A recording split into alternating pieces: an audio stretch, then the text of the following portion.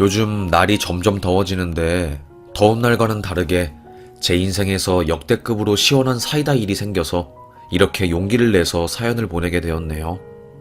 저는 붕어빵 장수 딸내미였어요.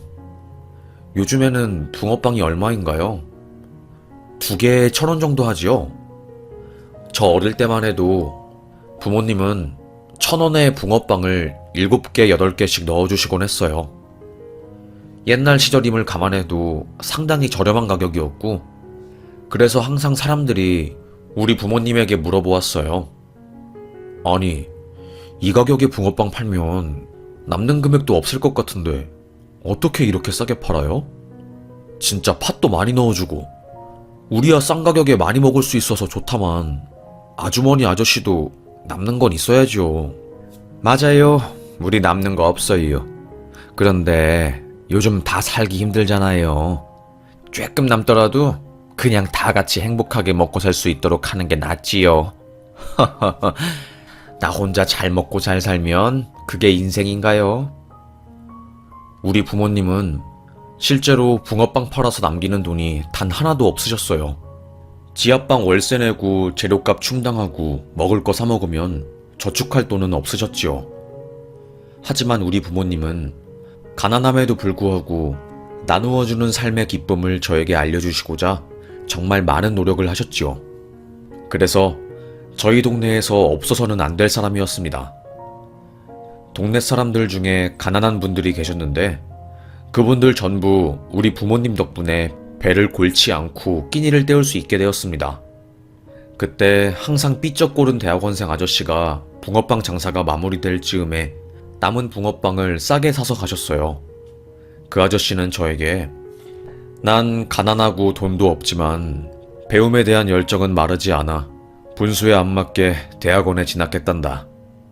학비 내고 공부하고 집세 내면 정말 밥 사 먹을 돈 하나 없는 나여서 그냥 죽으려다가 여기 붕어빵 사장님들이 내 사정 배려해줘서 싼 가격에 많이 내게 베풀어 주셨어. 꼬마야, 너희 부모님은 사람을 살린 분이다. 그러니까 정말 넌 자부심을 느끼렴. 그리고 내가 나중에 성공한다면 너희 부모님에게 지었던 이 은혜 절대 잊지 않고 갚을 거다. 저는 그때 대학원생 아저씨의 말뜻을 온전히 이해하지 못했어요. 하여튼 이런 사람들이 저희 가족 주변엔 많았고 저희 가족이 힘들 때 도와주시는 분들이 항상 계셔서 저는 인생이 힘든지 몰랐습니다. 세상 사람들은 다들 따뜻한 줄 알았지요. 성인이 되기 전까지만요. 성인이 되었을 때 저는 부모님 2분을 여의게 되었어요. 길가에서 붕어빵 장사를 하다가 갑자기 아빠가 뇌출혈로 쓰러지신 겁니다. 그때 길을 지나가던 세탁소 아저씨가 그걸 발견하고 황급하게 119에 신고를 했어요. 그런데 길이 너무 막혔고 구조대는 늦게 오게 되었지요. 아빠는 결국 소생할 수 없을 정도로 상태가 안 좋아지셨고 아빠는 병원에 이송되었을 때는 이미 의식을 찾기 힘들었습니다. 우여곡절 끝에 아빠는 의식을 찾았지만 일주일이 안 되어서 몸 상태가 최악을 달렸고 결국 대동맥 쪽에도 문제가 생겨서 삶을 달리하게 되었어요. 저는 억장이 무너지는 듯한 기분이 들었고 그냥 죽고 싶었습니다. 하지만 20년을 넘게 콤비로 살아온 엄마는 아빠가 돌아가신 이후로 말로 설명할 수 없는 크나큰 우울감을 가지게 되었어요. 그냥 네 아빠 따라 가고 싶다. 아무리 힘들어도 네 아빠 생각하면서 내가 버틴 건데 이제는 뭘 보면서 힘든 삶을 버텨야 할지 모르겠네. 엄마는 매일 밤을 울었습니다. 엄마는 숨죽여 울었고 저에게 아는 척을 하셨지만 촉촉한 베개를 만져본 저는 엄마가 울었다는 사실을 금방 알 수 있었지요. 그런데 엄마는 결국 엄마의 소원대로 되었어요. 6월 18일. 아직도 저는 기억하지요. 집에 안 들어오는 엄마. 불안감에 전화를 건 순간 엄마의 핸드폰으로 들려오는 낯선 사람의 목소리. 어머님이 지금 너무 위독하셔요. 영동병원으로 바로 와주세요. 교통사고로 응급실에 가고 있습니다. 저는 응급구조사입니다. 심장이 쿵, 집이 무너지는 듯한 충격을 받은 저는 그때 아무것도 못하고 얼이 빠진 채로 멍하니 있었던 것 같아요. 병원에 소위 미친년처럼 잠옷을 입고 달려갔지만 엄마는 결국 삶을 마감한 상태였습니다. 과일을 무척이나 좋아하는 저에게 빨간 자두를 주기 위해 늦은 밤 길을 나섰다가 음주운전 차량이 횡단보도를 건너던 엄마를 쳐버린 거였어요. 저는 슬펐습니다. 하지만 한편으로 이제 우리 엄마 조금 편해졌을까? 그렇게 아빠를 보고 싶어 하더니 라는 생각도 들었어요. 한순간에 부모님을 잃은 저는 대학도 자퇴했어요. 더 이상 배우는 의미가 없을 것 같다는 판단을 하였고 일터에 뛰어든 거죠. 그때 만난 사람이 지금의 남편이었어요. 남편은 엘리트 집안에서 조금은 특별한, 대학을 나오지 않고 미국으로 넘어갔다가 한국에 돌아온, 그러니까 한국 시스템에 적응하지 못하고 고졸로 일을 하면서 사는 사람이었지요. 저랑은 무척 말이 잘 통했어요. 저희 둘은 아픔을 가지고 있었고 그게 저희를 연결시켜 주었거든요. 저희는 꼬박 6년을 교제했어요. 원래 2년째 사귀었을 때 결혼하기로 했다가 엘리트 집안인 시댁 쪽에서 저를 어마어마하게 반대했죠. 그래서 저희는 연애만 하며 살기로 하다가 6년째 연애하던 해 시댁 쪽에서도 할 수 없이 저희를 받아준 겁니다. 특히 시모보다 신우가 극성으로 저희를 반대했지요. 아니, 엄마는 왜 고아를 며느리로 받아준 거야? 우리 다들 잘난 사람 만나려고 배운 거 아니야? 아니, 부모 둘 다 붕어빵 팔던 전적에 저 여자 대학도 안 나오고 그냥 인생 망나니처럼 산 것 같은데 우리가 노력할 때 저 여자는 인생 날로 먹었을 거 아니야. 고졸이 뭘 하냐고. 신우와 시모가 방 안에서 목소리를 높이며 이야기하던 것을 저는 다 들었던 거죠. 시모는 좀 조용히 말해라. 에휴, 나도 반대를 안 해봤겠니. 아들이 고집이 좀 세야지. 6년을 버틴 애인데. 그렇게 저는 가시밭길 시댁의 며느리가 되었습니다. 맞아요. 저는 부모님 둘 다 붕어빵 장수였고 두 분 다 쓸쓸하게 도로에서 돌아가셨어요. 가난해서 한 번도 지상, 햇볕이 들어오는 집에서 산 적이 없었고 매번 나라의 도움을 받으며 생계를 유지했지요. 그게 세상이 저의 조건만 바라보고 판단을 한 모습이었어요. 하지만 그 안에는 단순히 조건으로 판단할 수 없는 무수한 가치 있는 모습들이 있었지요. 우리 부모님은 붕어빵을 힘들어하는 이웃들에게 나누어 주었고 항상 금전적으로 힘듦에도 불구하고 타인을 도와주었어요. 아빠는 심지어 돌아가시기 전에 장기 기증까지 하시고 대단한 분이었지요. 그래서 저는 우리 부모님이 창피하지 않았어요. 제가 고졸인 것도 저는 당당했지요. 그런데 신우는 고졸의 기초생활수급자인 저를 벌레 보듯이 쳐다보고 대했습니다. 제가 길 가다가 영어로 된 표지판을 읽은 적이 있었는데 신우는 고졸인데 영어 읽는 법은 용케 배웠나 봐요? 발음도 뭐 나쁘진 않네. 근데 솔직히 구려. 되게 구려. 우리 앞에서나 영어하고 다른 사람 앞에서 영어하지 마. 쪽팔려. 하면서 까르르 웃더라고요. 아니, 잘난 척 하려고 영어 표지판을 읽은 것도 아니고 그냥 길 찾다가 표지판 표시가 영어로 되어 있어서 읽은 건데 어떻게 사람을 이렇게 무시하는지 저로서는 이해가 안 되었습니다. 그리고 나서는 시모랑 둘이서 저 빼고 영국식 영어로 대화를 하더라고요. 사람 왕따 시킨 거죠. 어이가 없었습니다. 그래도 영국식이어도 영어는 영어니까 그 둘이 제 뒷담 까고 있다는 정도는 제가 파악할 수 있었어요. 그래서 제가 영어로 왜 제 이야기 하세요? 저도 그 정도는 알 수 있어요.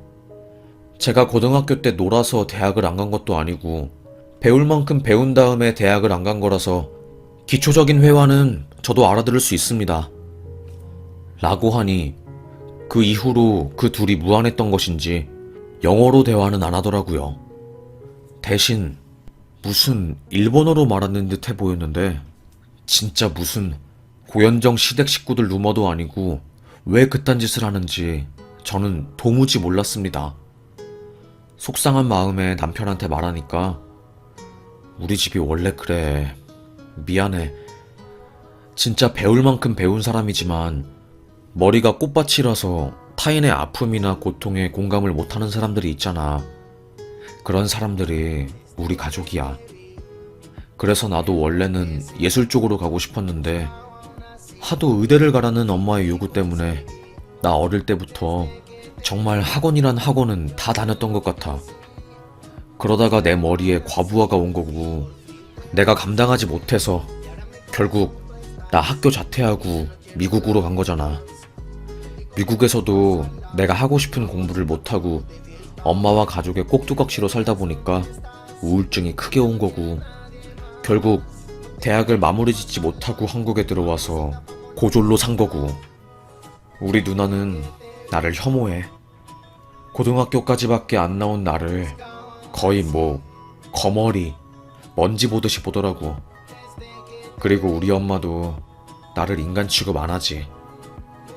그러니까 당신들 그런 사람들 때문에 상처받지 말고 무슨 일 있으면 그냥 무시하고 넘겨. 나도 우리 가족 너무 지겹고 싫어서 상대 안 하니까. 무슨 뜻인지 알지? 라고 하더라고요. 남편도 가족한테 그런 취급을 당하니 저는 오죽했겠어요.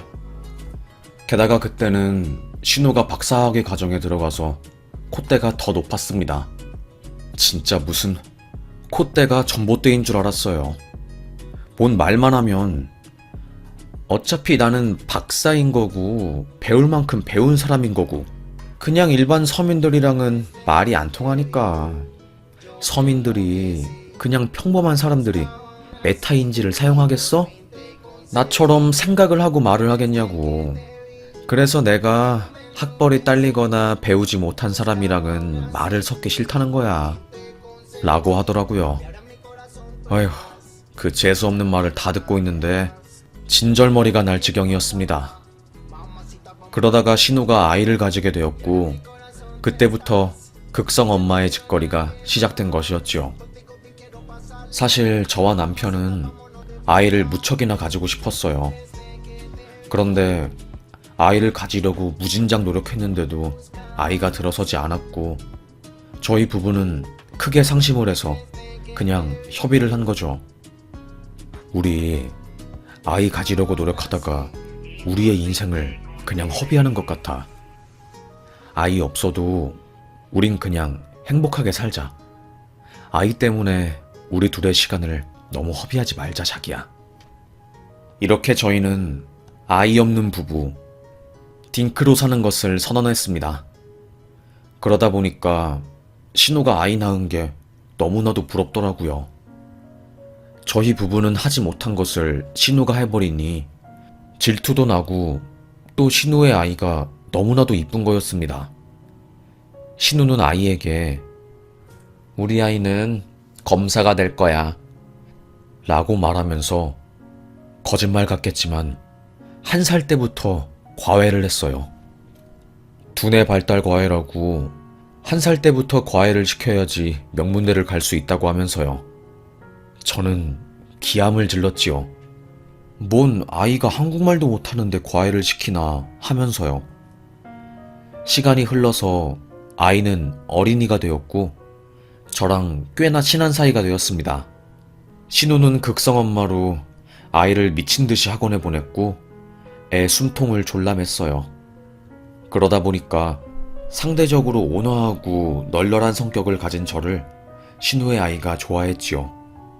시댁에 갈 때마다 제가 신우 아이에게 몰래 몰래 꽤나 잘해주고 마음을 편하게 해주곤 했으니까요. 그런데 신우는 고졸인 제가 자기 아이랑 노는 것을 꽤나 탐탁치 않게 생각했어요. 그래서 제가 신우의 아이와 대화를 하고 있으면 너 왜 참 하라는 공부는 안 하고 뭐 하는 거니? 그래가지고 검사하고 검사장까지 올라갈 수 있겠어? 너 엄마한테 종아리 맞고 싶어? 얘가 정말로 정신을 못 차리고 이게 뭐 하는 짓이야? 응? 화를 엄청나게 냈습니다. 신우의 목청은 아이를 잔뜩 겁먹게 하고 마치 아이는 사형장에 끌려가는 듯한 표정을 하고 기가 죽어서 풀풀풀 거리면서 끌려갔어요. 저는 그런 아이가 불쌍하더라고요.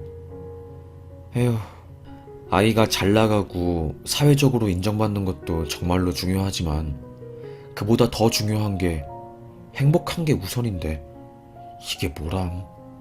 애만 불쌍하지. 어른들의 욕심 때문에 중간에서 애만 피 터지는 거야, 정말로. 저는 씁쓸했습니다. 아이가 하고 싶은 것을 다 펼치지 못하고 매일 기죽어서 하루하루 살아가는 모습이 저를 눈물나게 만들었지요. 그렇게 신우는 다시 아이를 창살 없는 감옥에 가두어 버렸어요. 저는 고졸이었기 때문에 신우에게 그렇게 아이 교육하지 마세요. 아이가 저한테 너무너무 우울하다고 죽고 싶다고 말했을 정도예요. 그거 아세요? 그것도 모르시죠? 애가 얼마나 지금 힘들어하는데. 에휴. 라고 말하고 싶었지만 신우는 저를 무시할 게 뻔했기 때문에 저는 말하려고 하던 것을 꾹 참았지요. 그러다가 이제 갑자기 신우의 아이가 저를 찾아오게 된 거예요. 그 어린 꼬마가 저희 집까지 와서 외숙모, 나 진짜 너무너무 힘들어요. 그냥 죽고 싶어요. 엄마한테 학원 그만 다니게 해달라고 외숙모가 말해주면 안 돼요? 그냥 지나가는 차에 뛰어들고 싶다고요. 저는 충격받았습니다. 아니, 그렇게 힘들었어? 엄마한텐 말해본 거야? 학원 그만 다니고 조금 쉬고 싶다고. 네, 말해봤는데 엄마는 저보고 핑계대지 말래요. 그래서 저 아무 말도 못하고 그냥 다시 학원 갔는데 숨도 못 쉬겠어요.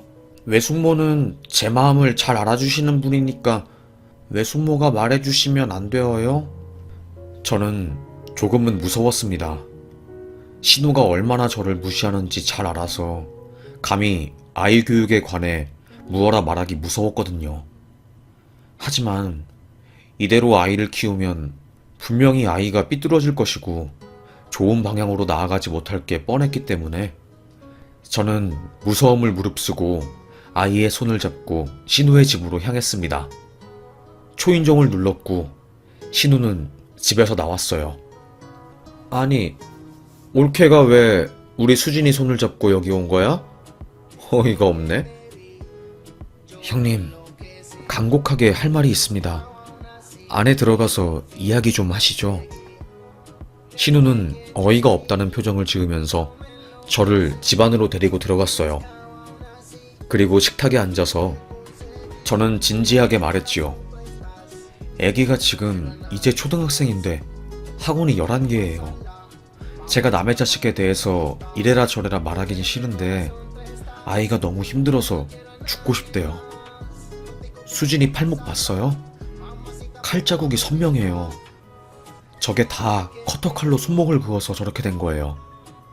저도 이렇게 수진이가 힘들어할 줄은 가히 상상도 못했거든요. 그런데 아이가 죽고 싶다고 저한테 애원하면서 울면서 찾아왔어요. 이런 정도면 심각하게 아이 교육에 대해서 다시 생각해봐야 할 것 같습니다. 이 말을 한 순간 신우는 자존심이 상했던 것인지 갑자기 소리를 지르면서 벌떡 일어났어요. 고졸 주제에? 아니, 부모님 붕어빵 장사하면서 제대로 된 교육도 못 받아본 년이 어디서 뭘 안다고 나한테 이래라 저래라 짓거리고 지랄이야? 어? 내 아이 교육 내가 시키겠다는데 네가 뭔데 참견질이냐고 하면서 갑자기 제 뺨을 팍 친 겁니다. 완전히 볼 부분을 친 것은 아니지만 턱 아래쪽을 때린 신우 때문에 저는 턱이 돌아갈 뻔했어요. 너무 황당했지요. 내가 박사과정 이제 마치고 조교수로 임용되고 정교수까지 예정된 사람이야. 알지도 못하면서 나 진짜 어이가 없네. 어? 소리를 지르는 신우 때문에 저는 어안이 벙벙했습니다. 감히 교수가 될 사람한테 고졸 출신이 어디서 교육으로 난리를 치냐는 거였어요. 그때 방에서 나온 신우의 딸이 저에게 와서 으앙 울면서 안겼고 저는 신우 딸 볼을 쓰다듬으면서 외숙모는 괜찮아 하면서 위로해 주었어요. 그때 신우가 아주 나 빼고 꼴값을 떠는구나 하면서 제 어깨를 팍 밀쳤죠. 저는 너무나도 속상했습니다.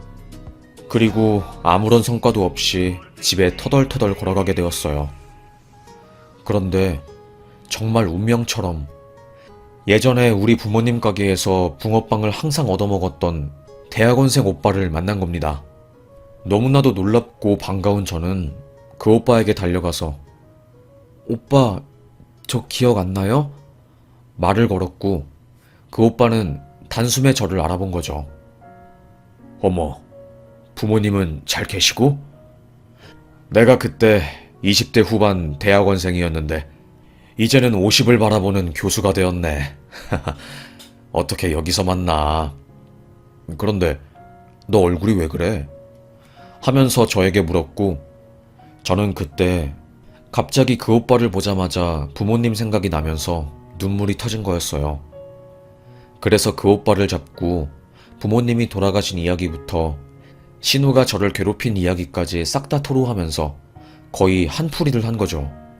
오빠는 제 이야기를 듣자마자 네 신우가 설마 한세희 아니니? 경명대학교 섬유학과 박사과정 마치고 이번에 임용심사 중인. 내가 그거 심사 맡고 있는데. 미쳤구나. 그 여자가 그런 인생을 가진 사람이었구나. 어쩐지 내 밑에서 조교로 일할 때도 몇 가지 잡음이 있어서 조금 힘들었는데 그게 다 오해가 아니고 진짜였구나. 걱정하지 마. 그리고 네 신우한테 내 명함 전해줘. 아마 기겁을 할 거다. 그 오빠는 든든하게 앞으로 힘든 일이 있으면 자기가 도와주겠다고 하면서 저에게 약속을 했어요. 저는 며칠 뒤 다시 신우를 만날 기회가 있었고 오빠의 명함이 담긴 서류 파일을 신우에게 건넸지요. 신우, 이제 교수 된다고 하면서 저 무시했죠? 신우 임용심사 하시는 분이 제 친오빠처럼 친하게 지낸 분인데 그분이 신우 인성 아주 잘 알았다고 전해달라고 하네요. 신우는 깜짝 놀랐습니다. 자기 전임 교수 명함을 제가 먼저 내미니까 무척이나 당황한 거죠. 신우는 어버버하면서 네가 교수님을 어떻게 아냐고, 붕어빵집 딸년이 어떻게 교수 인맥을 가지고 있냐고 거품을 물더라고요. 저는 피식 웃으면서 이래서 사람이 착하고 인성 좋게 살아야 해요. 붕어빵집 딸이어도 붕어빵 먹으러 온 사람들이 검사, 판사, 변호사 등등 사회에서 유명한 직업이란 직업은 다 가지고 있는 사람들이에요. 알지도 못하면서. 말했지요. 신우는 큰일 났다는 표정을 짓더라고요. 결국에 그 오빠는 신우를 조교수 임용해서 떨어뜨렸습니다. 사실 인성 문제도 있긴 하지만 결국에 신우보다 스펙이 더 좋고 해외에서 박사과정 한 사람이 후보로 지원을 해서 뚝 떨어진 거죠. 제가 그 오빠를 만나서 딱히 복수를 안 하려고 해도 저절로 복수가 된 거였고 상황이 딱 들어맞은 거였습니다. 조교수 임용을 간절하게 바라고 바랐던 신우는 갑작스러운 임용 실패 통보에 큰 충격을 받았죠. 그래서 그때부터 자기 인생을 돌아보기 시작했나 봐요. 극심한 우울증에 정신과까지 다니는 모양이었습니다. 그 무렵 신우의 딸도 정신적으로 이상 증세를 보이면서 입원까지 하게 되고 시댁 집안 꼴이 말이 아니었어요. 남편은 누나가 애를 그렇게 잡으면서 키우더니 결국에 내가 이렇게 될 줄 알았어. 높은 곳만 올라가면 인생의 모든 고민이 술술 풀리고 행복할 거라고 생각하는 누나의 근시안적인 사고가 조카를 어린 나이에 병원에 입원하게 만든 거야. 그리고 누나도 결국에 높은 곳에 못 올라가니까 인생이 끝난 것도 아닌데 이렇게 인생 망한 사람처럼 알아 누운 거고. 에휴, 우리 집안 사람들은 너무 남들의 눈에 어떻게 비칠지 신경을 많이 쓰는데 결국에 이게 화를 불러온 것 같아. 이 기회에 다들 정신 차리고 진짜 삶에서 중요한 본질이 뭔지 깨달았으면 좋겠다. 저는 남편의 말에 100번, 1000번 공감을 했습니다. 그래, 맞아. 정말 당신 말이 맞다니까. 물론 명예롭고 남들보다 우월해지는 게 자연스러운 욕구고 또 다들 그걸 추구하는 것은 맞지만 만약에 그 높은 자리에 올라가지 못했을 때 어떻게 행복하게 살 수 있는지에 대해서 진지하게 고민하는 과정도 꼭 필요한 것 같아. 저와 남편은 대화를 많이 나누었던 것 같아요. 신우는 그 이후에도 멘탈이 와르르 무너져서 계속 우울증 약을 먹으면서 살았고 신우의 딸도 여전히 학원에 시달리면서 사는 듯 했지요. 그러다가 저희 부부는 남편이 우연한 기회로 대학 진학을 뉴욕에서 장학금을 받으면서 할 수 있게 되었고 저도 못다한 꿈을 이루기 위해서 남편을 따라가게 되었습니다. 남편을 지원해준다는 후원자분께서 저도 지원해준다고 한 거였어요. 남편을 예전에 어린 시절부터 알았던 사람이라고 하더라고요. 하여튼 저희가 3년 반 정도 외국에서 정말 행복하게 잘 살고 있었을 때 갑자기 신우에게서 전화가 온 겁니다. 신우와 저는 사이가 무척이나 안 좋고 그날 그렇게 사건이 터진 이후로 연락을 한 적이 단 한 번도 없었거든요. 그런데 수화기 너머로 들려오는 신우의 목소리. 딸이 죽었어. 남편과 저는 깜짝 놀랐고 남편은 조카가 죽었다는 말에 화들짝 놀라서 바로 한국행 비행기를 끊었습니다. 그리고 부랴부랴 한국에 도착한 저희 부부는 바로 시댁에 찾아가게 되었어요. 아니 도대체가 아이가 죽었다니 그게 무슨 말이에요? 아니 그 어린아이가 갑자기 왜 죽어요? 네? 교통사고인 거예요? 시어머니는 아무 말도 하지 못했습니다. 내가 미쳤지. 내가 자식들을 너무 틀 안에 키우려고 해서 손녀에게 이 사단이 벌어진 거야. 다시 시간을 돌릴 수만 있다면 얼마나 좋을까. 제발 시간을 돌리고 싶다. 도대체 이런 일이 왜 우리 가족한테 일어난 거야? 어쩌면 좋니? 일을 어쩌면 좋아? 어머님이 나라를 잃은 목소리로 세상 서럽게 엉엉 우는 겁니다. 저는 많이 놀랐어요. 아니 어머님, 도대체 어떤 일 때문에 이렇게 우시는 건데요? 영문도 모르겠고 일단 좀 진정하시고 말씀 좀 해보세요. 네? 어머님은 겨우 그제서야 마음을 추스르고 손녀가 극단적 선택을 했어. 이거 유서를 좀 봐봐. 알고 보니 신우의 딸은 고등학교에 올라가서 계속 전교 2등을 한 모양이었나 봐요. 그래도 전교 2등이면 정말로 공부 잘하는 거잖아요. 1등이나 2등이나 둘 다 공부를 정말 살벌하게 잘하는 건데 신우는 거기서 만족을 못했나 봐요. 조금이라도 성적이 떨어지면 매를 들고 자기가 정교수 임용하지 못한 것에 대한 열등감을 딸에게 풀었던 거죠. 결국에 초등학생 때부터 숨통이 조여온 그 아이는, 작은 아이는 다가오는 시험에 대한 압박, 그리고 엄마의 기대를 저버렸다는 무서움 때문에 안 좋은 선택을 한 거였습니다. 저는 믿을 수 없었어요. 내가 그러면 조금만 더 신우에게 강하게 나가서 그 아이 학원 못 다니게 할걸. 아니면 내가 유학 갈 때 그 아이를 데리고 갈걸. 내가 아이를 살릴 수 있었는데 결국 나는 아무것도 못한 거잖아. 바보 같아. 어떻게 이런 일이 생긴 거야? 펑펑 울었던 것 같아요.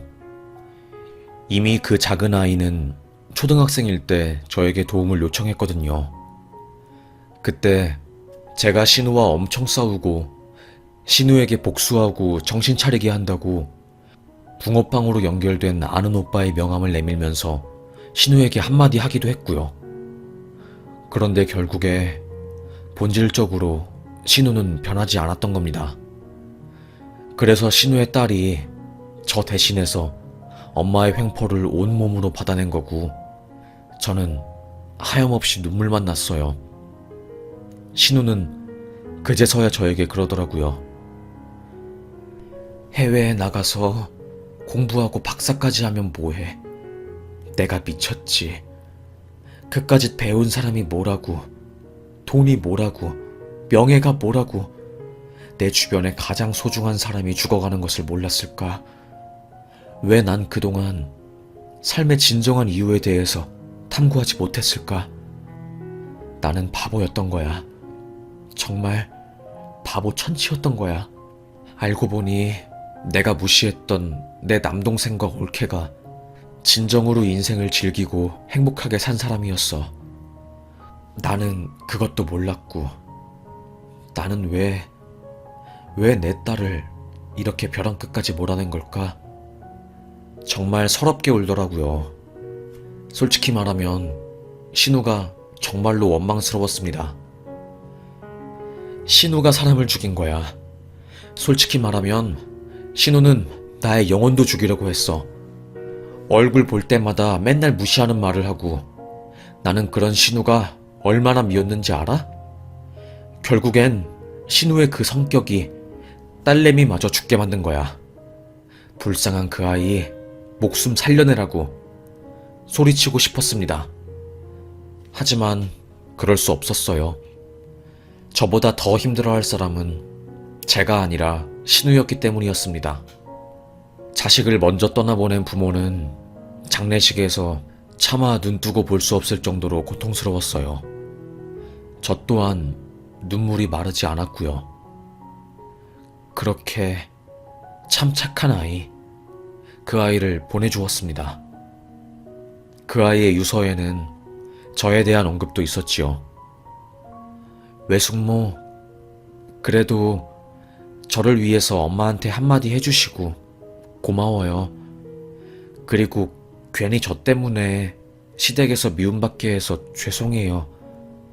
하늘나라에 간 저는 아마 행복해질 거예요. 남들은 다 우리 집을 보고 잘 살고 부모도 똑똑하다고 부러워하지만 저는 돈이 없어도 주변 사람들과 행복하게 잘 지내는 외숙모가 부러웠어요. 외숙모, 사랑해요. 고마워요. 그 부분을 읽는데 가슴에 화살이 날아와서 박히는 듯 했지요. 정말 아마 이건 겪어본 사람이 아니라면 모를 감정이었을 거예요. 그렇게 그 작은 아이의 장례가 끝나게 되었고 신우는 지옥구덩이에 떨어졌고 온 가족은 비통함에 말을 못 이었어요. 누구 하나 그 적막을 깨는 게 쉽진 않았지요. 그때 돌아가신 우리 엄마와 아빠의 말이 생각나더군요. 사람이 잘 먹고 잘 사는 것도 중요하지만 항상 주변 사람들을 잘 살피고 내게 있는 것을 나누어주는 기쁨을 알아야 한단다. 누군가를 밟고 올라가는 짜릿함은 순간이지만 함께 손을 잡으며 천천히라도 전진하는 그 동료애는 우리를 고립감에서 벗어나게 하고 행복하게 만들어주는 거야. 그러니 너도 경쟁한다고 남들을 밟으려고 하지 말고 함께 나아가는 동료라고 생각하며 삶을 살거라. 라는 말이 절절하게 생각난 때였습니다. 그렇게 저희 시댁 식구와 저는 아이의 발인까지 마치고 씁쓸하게 집으로 돌아갔습니다. 정말로 침울했어요. 그 어린아이가 극단적인 선택을 하기까지 얼마나 힘들고 마음이 아팠겠어요. 말도 안 나오죠. 상상도 안 되어요. 죽는다는 결심이 결코 쉽게 내리는 결정은 아니잖아요. 그래서 그 아이가 더 안타까웠습니다. 후에 신우가 저를 찾아와서 무릎을 꿇더라고요. 올케, 그때 그날, 우리 아이가 올케를 찾아간 그날, 내가 올케 뺨을 때린 그날, 내 뺨도 올케가 때려주지 그랬어. 내가 그때 정신을 제대로 차렸더라면 우리 딸이 이렇게 허망하게 떠나진 않았을 텐데. 올케한테 그저 미안할 뿐이야. 그리고 그동안 내가 막말하면서 올케 상처 줘서 정말 미안해. 나 이제 내가 어떤 잘못을 그동안 하면서 살아왔는지 알 것 같아. 너무나도 후회되네. 이런 식으로 살아왔던 내가. 늦었지만 미안해. 용서해줘. 아니, 용서하지 않아도 돼. 다만 올케의 마음이 편해질 때까지 내가 빌고 또 빌게. 이렇게 내가 벌을 받는구나. 올케가 현명했어. 그까짓 명예, 돈, 이런 게 뭐라고. 자식을 벼랑 끝으로 내밀고. 내 자식은 내게 의지하는 게 아니라 올케를 더 엄마처럼 생각하고 의지했던 거야. 나는 엄마도 아니었지. 신우는 엉엉 울더라고요. 저는 손수건을 주면서 신우에게 엎질러진 물은 돌이킬 수 없어요. 불쌍한 딸을 위해서라도 앞으로는 신우, 사람들에게 뭐라고 하지 말고 사랑으로 대하세요. 그리고 신우, 이제는 마음 편하게 먹으세요. 꼭 위로 안 올라가도 충분히 행복하게 살 수 있어요. 무슨 말인지 아시겠죠, 신우? 신우는 저의 손을 잡고 펑펑 울었습니다. 어린아이가 엄마의 다리를 잡고 서럽게 우는 듯한 모습이었어요. 그렇게 신우는 딸의 죽음 이후로 진행하던 모든 공부를 그만두고 10대 아이들 자살을 막기 위한 사회적 단체에 들어가서 지금도 활동하고 있네요. 그리고 아이들에게 성적이나 공부가 인생의 전부가 아니라 가장 중요한 것은 지금 현재 내가 느끼고 있는 행복과 기쁨이라는 것을 알려주고 있습니다. 들어보니까 가끔씩 강의도 나가고 아이들에게 교육도 한다고 하더라고요. 신우는 딸에 대한 죄책감을 그런 식으로 승화한 거였지요. 하여튼 그래도 신우가 극단적인 선택을 안 하고 잘 승화하는 것 같아서 다행이었습니다. 그리고 신우 딸이 제 꿈에 나왔었어요. 외숙모 고맙다고 말하더라고요. 그 꿈을 꾼 순간 이 아이가 그래도 행복해졌구나 싶었습니다. 그렇게 저는 그 작은 아이를 가슴에 영원히 품게 되었고, 작은 아이의 희생으로 인해서 시댁 식구들은 뒤늦게 정신을 차렸네요. 저의 긴 이야기 들어주셔서 감사합니다. 여러분, 자식 키우는 분들이 있다면 성적도 중요하지만 아이의 행복이 가장 중요하다는 것을 꼭 알려주세요. 그걸 알아야지 우리는 한 발 앞으로 더 나아갈 수 있습니다. 비로소 어른이 되는 거예요. 경쟁이 우리의 인생의 전부는 아니니까요. 저는 이번 사건으로 인해서 돌아가신 부모님이 얼마나 어른스럽게 정말 삶을 있는 그대로 즐기다가 가셨는지 깨닫게 되었습니다. 그럼 이렇게 긴 이야기 들어주셔서 감사합니다. 저의 사연은 여기서 마치겠습니다. 우리 모두가 하는 일은 결국 행복해지기 위해서 하는 일이니